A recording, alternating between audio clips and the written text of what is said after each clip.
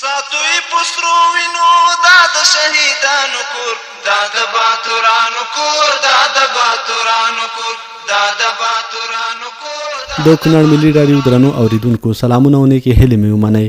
لاندو خبرونو ته ښه راغلاست. د افغان ځوانانو خدماتي موسسې لخوا 350 روغتیایي پوستو سره د 2.8 میلیونه افغانیو په ارزښت د پخلنځي وسایلو مرسته وشوه. کونړ کې د IOM یا کډوالو نړیوال سازمان لخوا د 2 میلیونه افغانیو په لګښت د 14,000 متره مکعب اوبو ذخیره کولو په ظرفیت یو چک ډیم جوړ شو او ګټې اخیستنې ته وسپارل شو. د ریاست الوزرا اداري مرستیال د پروان د دیني عالمانو او مجاهدینو ستونزې واورېدلې.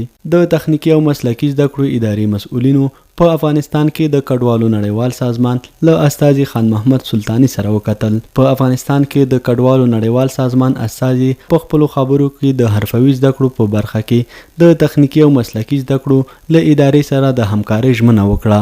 د بادغیس په غورماچ ولسوالۍ کې د ټاکل شوي کمیټې له لوري 14 ټنه تاریخ تیري او بې کیفیته خوراکي توکي راټول او وسوځول شو. د قزاقستان ولسمشر طالبان د ترهګرو سازمانونو له نوملړ څخه وویستل. د اسرایلو صهیونیست پوځ اعلان وکړ چې د لبنان حزب الله ډلې د توغندیو بریدونو له امله د فلسطین په شمالي اشغال سیمه کې یو نظامی مرکز اور اخیستی چې لږ تر لږه 6 پوځیان پکې سوځېدلي دي.